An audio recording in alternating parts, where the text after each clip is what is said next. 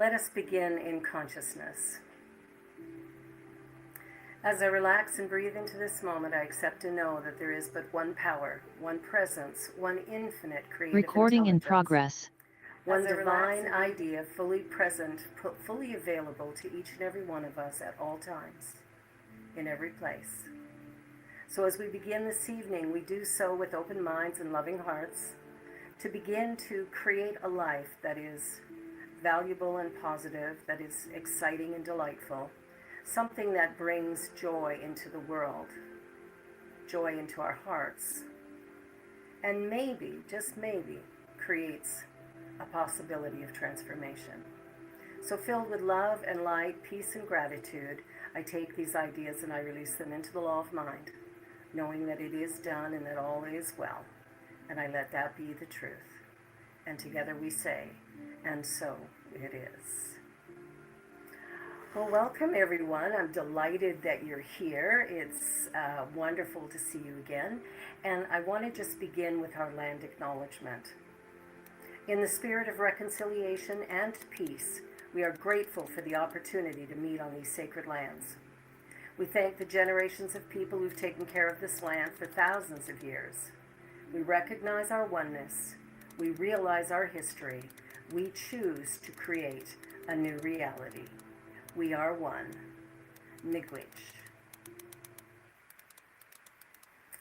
Well, today we're talking about changing your inner consciousness. Yes, going into the beginning place. So let's begin with something simple and honest. Think about this. You've been talking to yourself all day. From the moment you woke up to what you thought about your body in the mirror, or your face, or your hair, to how you may have, talked about the traffic, the emails, the weather, people, problems. There's been a voice, a steady inner narrative, a private commentator on your life. Sound right? And here's the key idea for tonight. The self-talk we practice becomes the atmosphere of our lives. So the way we're talking in our head is creating the experiences that we have around us. Whether we like them or not, it's the truth. That's what's going on. So we don't just have thoughts, we live inside the tone of those thoughts. And so tonight we're exploring how changing our inner conversation will change our identity, our confidence, and ultimately our life experience. I'm getting over a cold. Please excuse me and my tissue.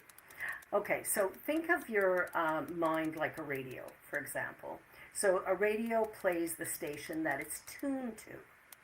And if you don't like the music, you don't shake the radio, you don't yell at it, and you don't blame the speakers.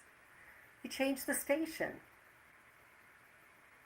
But here's what we often do with our own inner life. We stay tuned to the Worry FM or Criticism 101.5 or the Old Story Network, and then we wonder why the music of our life sounds the way that it does. Here's the thing. Spirit is always broadcasting possibility, guidance, strength, creativity, and love, but we have the dial in our hands or in our mind. And our inner conversation is the tuning mechanism. I don't know if you've ever thought of it that way. But think about this morning. Just go back to this morning. And just think about,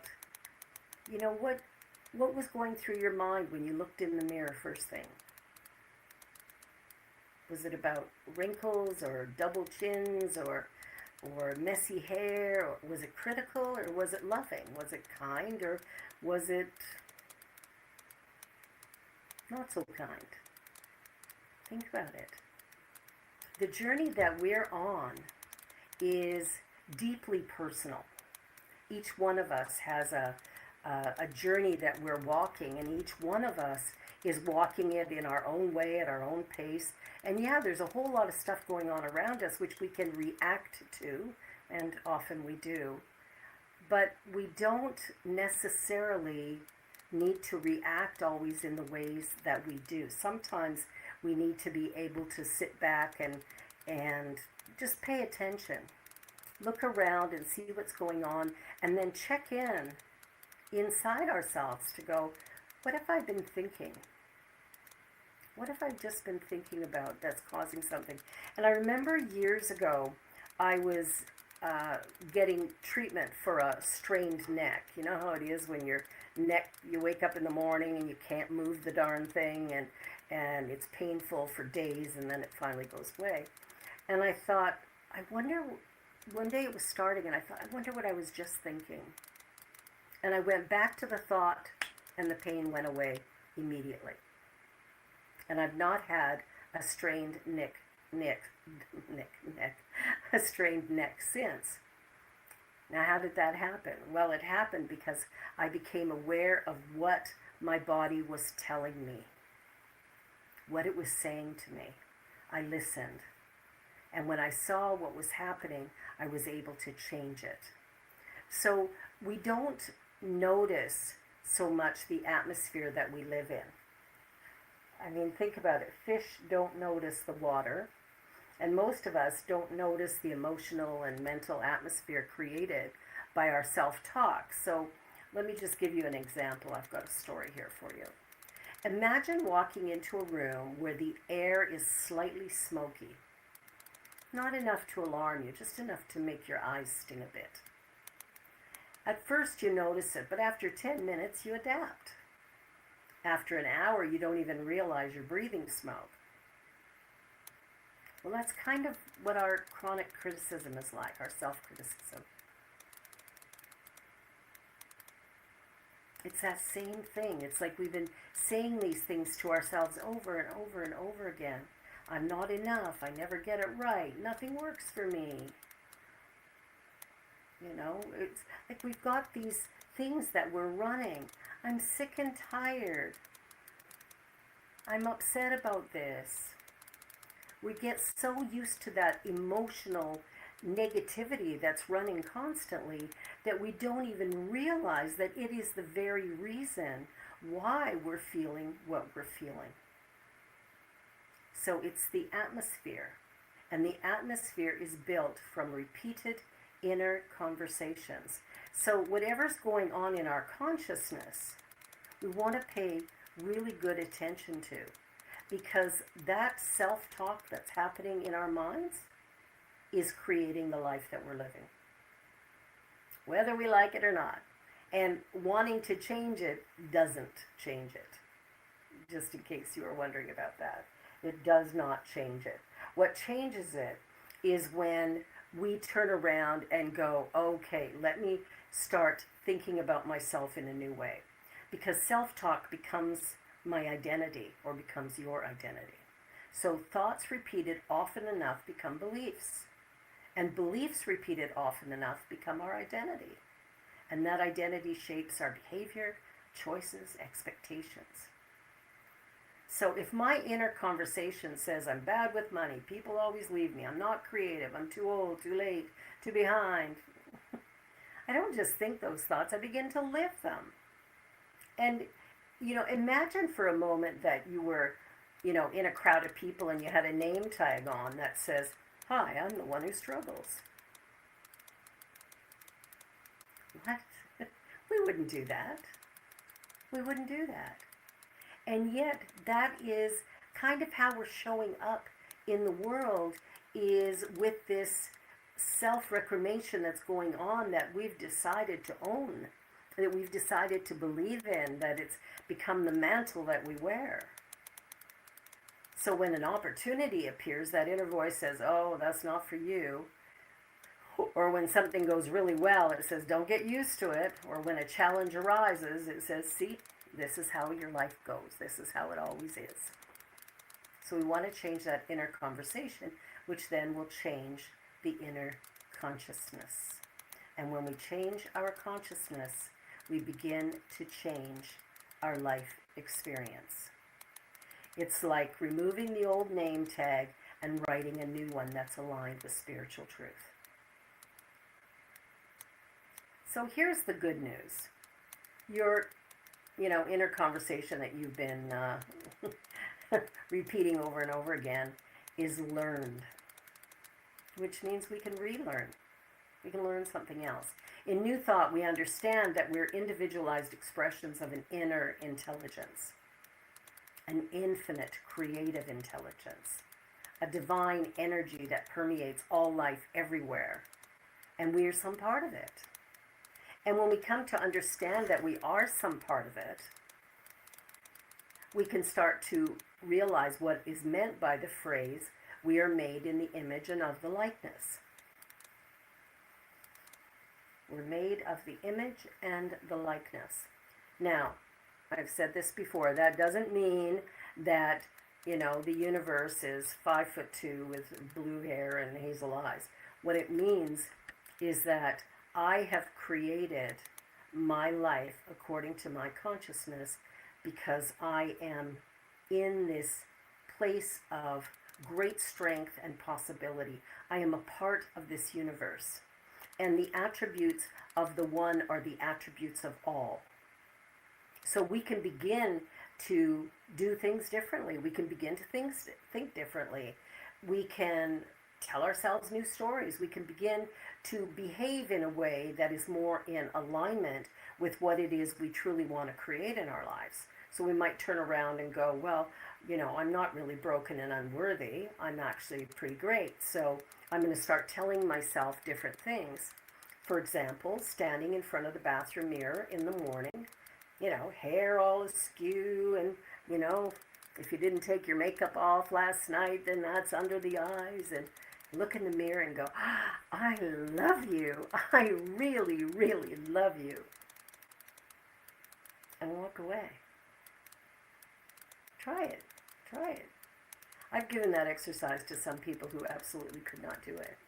They absolutely could not stand in front of the mirror and say that or do that. But here's the thing. We can't give what we don't have. And it's up to us to refuel ourselves or to build ourselves up, get ourselves on track the way that we've always wanted to. If our inner voice doesn't reflect spiritual truth, we end up narrating our lives from conditioning instead of consciousness. So we begin a new practice. Not fake positivity or denial, but truthful, uplifting inner speech. Instead of, I can't handle this, we begin to practice, there is wisdom in me greater than this moment. Do you want to repeat that? There is wisdom in me greater than this moment. Yeah, doesn't that feel better than I can't handle this? Or what about I always mess things up? We could say instead, I'm learning, growing, and becoming more capable. Instead of nothing ever works, I could say life is still unfolding and good can appear in ways I haven't even imagined. So we're not lying to ourselves, we're aligning ourselves with a more positive message, which will then allow us to create something new in our experience. But we've got to make that change. So I'll share a story. I'm not sure if I've shared it with this group or not, but I remember many years ago, I worked for a newspaper in Calgary. And I'd worked there for, at the time, probably 7 or 8 years. So a good long time. And when I was there, I worked really hard. I did my work, got it all done. But I was a bit of a bitch. Yeah, there's no other word to really talk about it. I was angry. I was critical, judgmental, nasty. I was not the nicest person, let's put it that way. So I get called into the boss's office for my annual review, and he basically tells me, I'm going to fire you if you don't change. If you don't change your attitude, you're out of here. Well, I took that serious. My dad had taught me you got to work hard to earn a living, and I knew that getting fired was not part of that mandate, and so I had to figure it out. So I did. I started taking personal development classes. I started, looking at new ways of doing things, and I started working on myself in a way that I never had before. Pardon me. what's interesting is that over that year, there was a lot of change, and most of it was very uncomfortable. I mean, it was not comfortable for me to go up to strangers and go, "Wow, do you ever look good today?" But I did it anyway. I worked in a building with 1,000 employees, and I would see people I hadn't seen for a while, or even ones that I didn't know, but I'd seen them around and I could see they have a new suit on, and I would comment, like, "Wow, you look terrific today," or things like that, just little things. But gradually it became easier and easier to do this. And when I went to get my next yearly review, 1 year later, my boss just shook his head. He said, I've heard of people doing what you've done, but I never believed it. I never believed it was possible. But he said, you've done it. You've changed your attitude completely. The idea that we have complete and utter control over our thinking is not a new idea. And yet it's one that we sort of forget about sometimes. We forget that we could turn around and change the way we think about ourselves. We could change the way we think about life or the world. We can begin to ask different questions. We can look at the people around us with a greater degree of love and acceptance and honoring just who they are and where they are, regardless if it's, if they've done exactly what we wanted them to do or whatever. Like, coming to conversation or coming to meet people with a sense of curiosity allows us to open up to new streams of wisdom, understanding. It helps us to build relationships. It changes the way our life unfolds. All of a sudden things get easier and brighter and more fun and more interesting. Not because the world is automatically, magically changed, but because we've changed our inner consciousness. We have complete control over that. How we react to situations is up to us. The way we speak to people, the way we show up, it's up to us.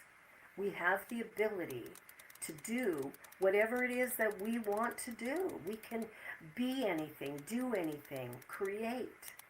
We are these remarkable beings of love and light, and we are one with the Creator, because that's what we are. We live in this oneness. So because there's no place that spirit isn't, then it has to be right here where I am. And if it's within me, then that means I'm powerful and I'm intelligent and I'm creative. And if I pay attention to all of that, I can actually begin to create a life that honors my existence and begins to honor the existence of others as well. So when we look at the world around us and we talk about how, it's not good, it's not safe, it's terrible, we want to begin to change that and begin to install a new inner dialogue. So if we don't consciously choose the new conversation, the old one comes back by default. So it's time to begin to create a new internal language and to do it on purpose. Yes. So we could say, I'm allowed to grow. I'm supported in ways I cannot yet see. I am becoming more confident and capable every day. There's something in me greater than fear. And I always think of fear as, from A Course in Miracles, it was false evidence appearing real. And I coined the one, feeling excited and ready. Because you know how fear is, you can feel it in your belly. It's like this fluttery feeling. But excitement feels kind of the same way. So why not call it excitement? Why not look at, I'm feeling this thing, I'm embarking on this new plan, this new strategy, and I'm feeling this thing, and what if it works out perfectly?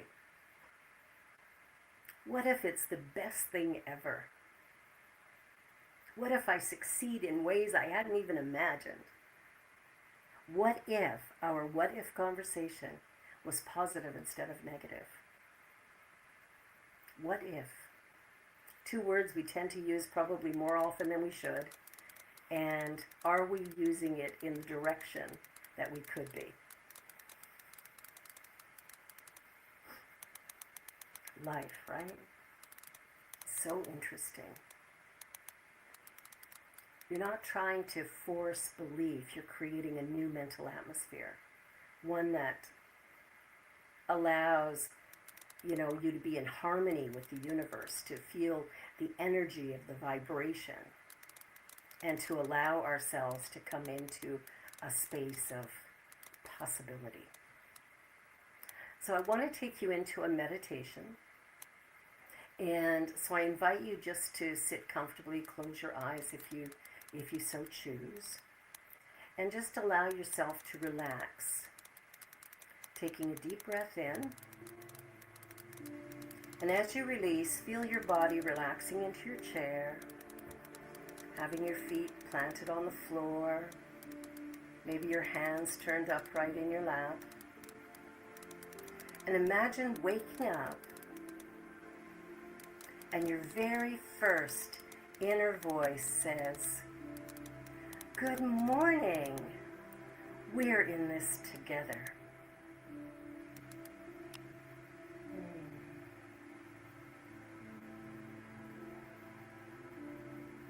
Imagine making a mistake and hearing, "That's okay, you're still worthy.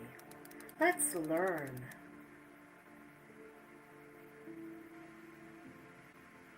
Imagine facing the unknown, and your inner voice says, "There's more strength in you than you realize."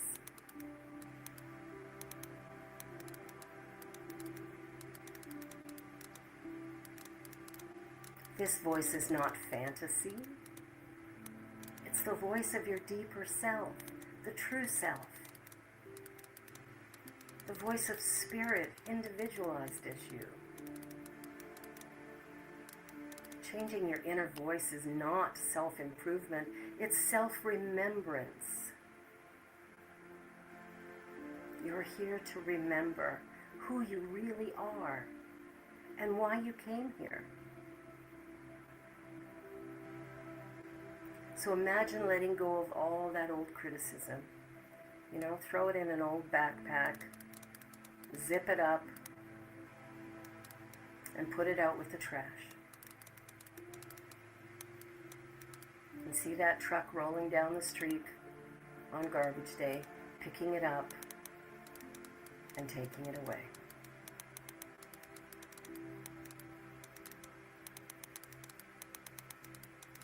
You're not here to rehearse old criticism. You are here to become a clear channel for truth, strength, creativity, and love. So I invite you this week and beyond to listen for the station you're turned to. And when necessary, and when needed, gently and kindly change the dial. And taking a deep breath in, beginning to slowly just bring yourself back to this time. Take another deep breath in.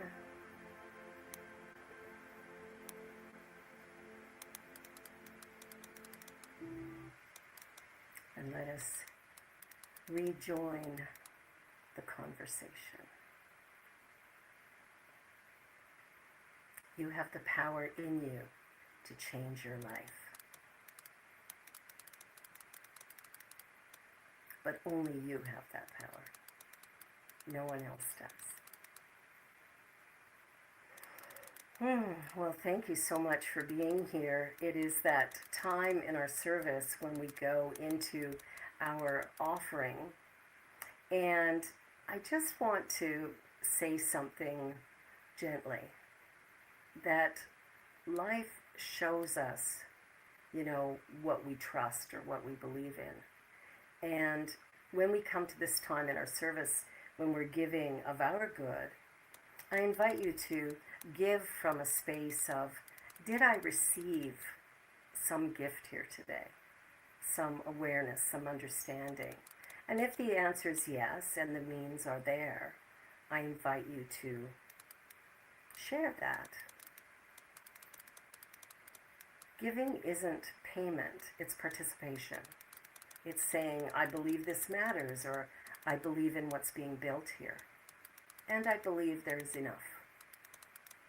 And if for any reason you don't feel moved tonight, no pressure at all. This is just information. And that's not a failure. But if you do feel a quiet yes, this is one of the ways that belief becomes visible. So let us say together our abundance affirmation. I'll say it first. It is in the chat, so you can read it there if you like. As I give, so I receive. My good now flows to me in a steady, unbroken, ever-increasing stream of success, happiness, and abundance. I am blessed. Blessings abound for all life everywhere.